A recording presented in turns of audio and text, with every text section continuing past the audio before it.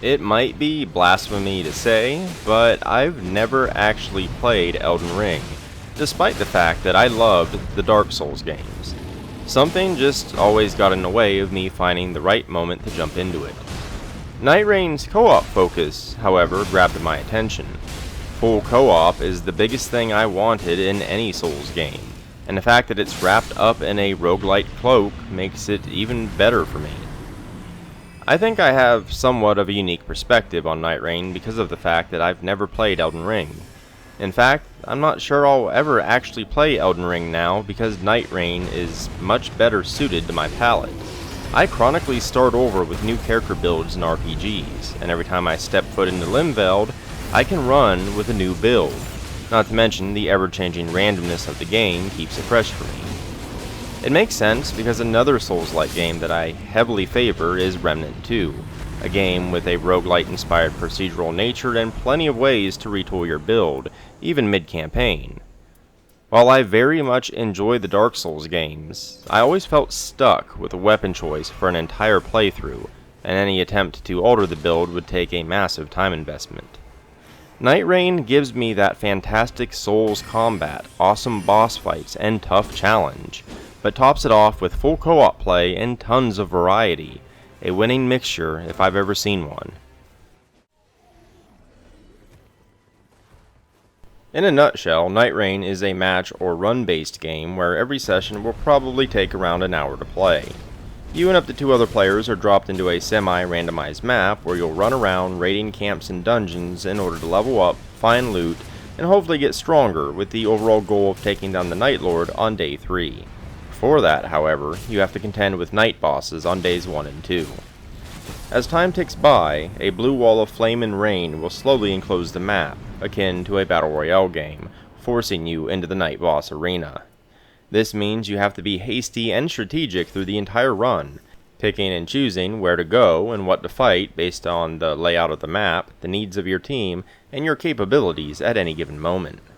Naturally, this is all centered around an excellent combat system that rewards careful attacks and good positioning, while at the same time giving you access to a huge number of weapons, really cool spells, and awesome skills. If you've played a Souls game, you know what to expect, but in Nightreign it's dialed up to 11, it's faster paced, but keeps its core intact.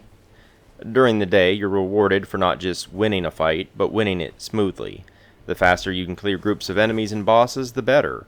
Then, when it comes to night bosses and night lords, you're incentivized to take your time, learn the boss's moves, and strike carefully. You don't have a time limit during those fights, so it's an interesting shifting of gears during each run. There is a neat duality to most of a run, because playing too slow or too fast could be a mistake. You need to use your finite time wisely, but simply blowing past potentially useful items, equipment, and XP could be a mistake as well. I'm late reviewing Nightreign, so I got to see an interesting division take place when it comes to guides, tips, and tricks. There's this constant desire within the media surrounding Nightreign to optimize the best route through Limveld. However, in my experience, there isn't one, and that's the beauty of it.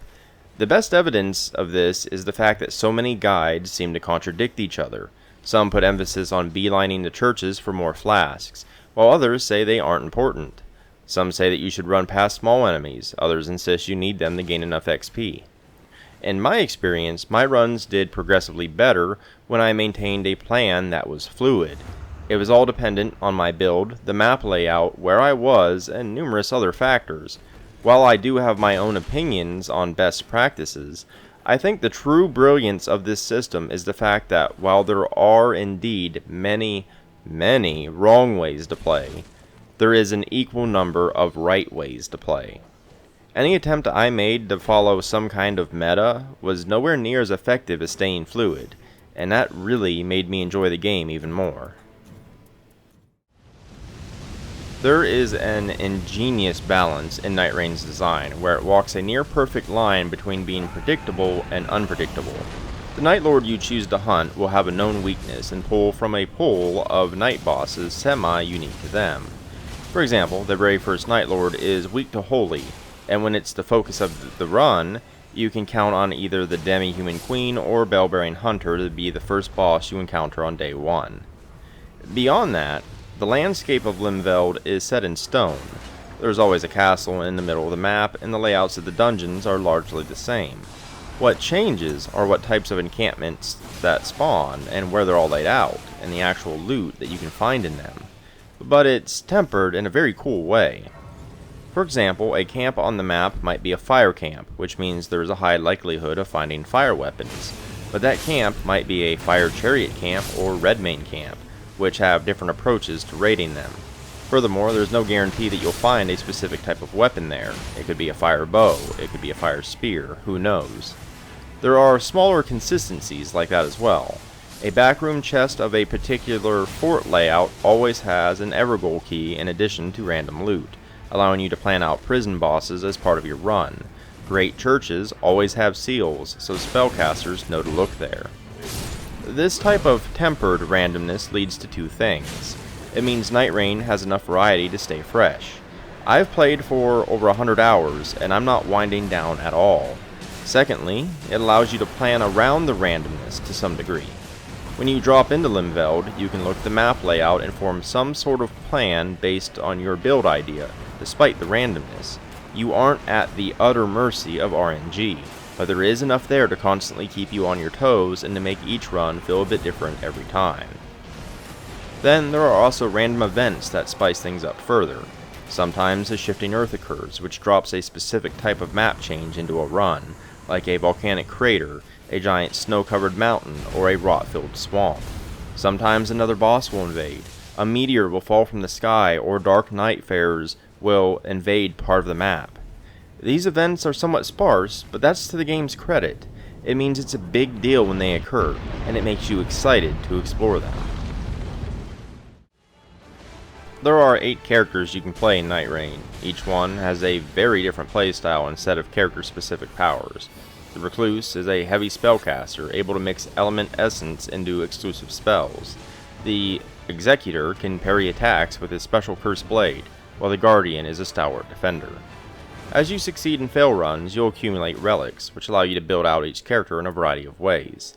These can be simple stat increases, starting with certain items, and all kinds of other possibilities. But what I really love about Nightreign is that your build isn't always decided in a menu screen before you enter the game world. You have 6 weapon slots that you can fill as you explore the world, and you can switch between them fluidly, 3 between your primary hand and 3 between your secondary hand. However, the real kicker is that weapons always have a random passive effect, most of which impart bonuses to you just for being in your inventory. This means you're rewarded for keeping your build plan fluid during each run, and are able to build out with a variety of strengths based on what you find. Each of the 8 Nightfarers has a different playstyle, but they're also very versatile. Any Nightfarer can use any weapon or spell, they just have varying effectiveness between them. However, even an unoptimized weapon or spell can come in handy during the right situation. For example, you can revive downed teammates by attacking them. Bows tend to be great for this, and keeping one in your back pocket can be a good idea. Sometimes a spellcaster can get overwhelmed, and a big old bonkin stick can be handy in a pinch. Furthermore, while some characters are great with a specific weapon type, they can still be very effective with many types. Iron Eye is definitely the best archer in the game, yet if he finds a legendary katana or spear that scales with his high dexterity, it's still worth using, especially if none of his teammates are high dexterity characters. I love finding new ways to play each Nightfarer, looking over my relic list for new ideas, and more importantly, looking for weapon passives that complement my ideas. This has another advantage for me over standard Souls games. Once I beat a Souls boss, if you put me in the same fight with the same build, I'll probably win again. However, due to the random nature of Nightreign, I'm not guaranteed to beat or even get to the same Night Lord again just because I won once. Personal skill is obviously the biggest factor, and I met every boss with the overwhelming sense of dread that the fight was impossible. However, I slowly got better at fighting them for that eventual euphoric victory. However, meeting a boss I beat once with a new character or a different build can have drastically different results. I'm not guaranteed to win, and this too keeps the game fresh. I'm perfectly happy to take on Night Lords over and over again, thanks to the freshness that the randomness and build variety brings. Nightreign was primarily designed for a 3-player pre-made group, and it shows. Playing with randoms is hit or miss. Sometimes it's fun, and sometimes it's maddening. The only way to communicate in-game is via pings, and it's woefully inadequate. Oftentimes, each player thinks they have the best idea for how the game is played, and scatters to the wind. The team play with friends is pretty brilliant, as you work together to clear the map, divide the boss's attention, share items, and revive each other. Once you get to know the game, there's even more nuance to the teamwork. For example, unless Recluse can get a good crowd clearing spell, she's very slow at clearing out small enemies due to the time it takes to cast spells, but that's a lot of XP to miss out on. It's best for someone like Wilder or Iron Eye to clear out the small mobs for her, allowing her to ignore them. If my friends aren't available, I'm more than happy to play Nightreign solo. In some ways, it's actually easier solo. You get a free revive each night and you can buy additional ones, and multiple enemies generally don't focus fire on you. While I do enjoy multiplayer far more, I'd still gladly pay for Nightreign as a single-player experience.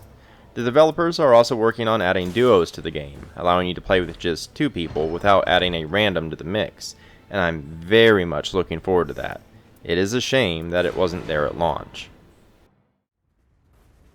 Nightreign is an utterly brilliant experience and one of the best games I've played in a long time. It's not perfect. Even if you want to play with randoms, matchmaking is very strange and seems to split the queue into 100 different subsets based on Night Lord, Shifting Earth events, and character quests. This means it can be hard to match, despite the popularity of the game.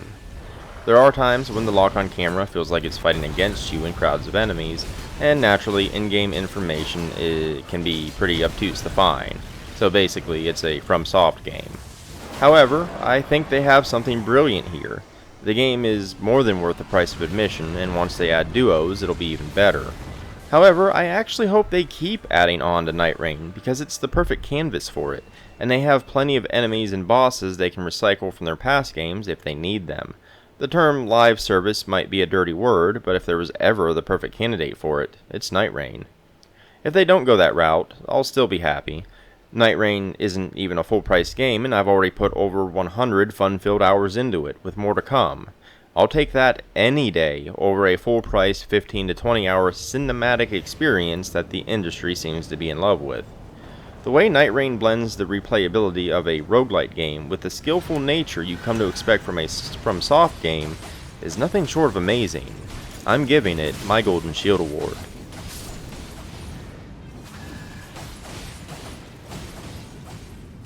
If you enjoyed this video or found it informative, consider liking and subscribing. It really helps me out a great deal. I've also left links down in the description below, including to my website, where you can find the bulk of my written content, but also to my social media, Ko-fi, Patreon, and more. But in any case, thanks for watching, and until next time.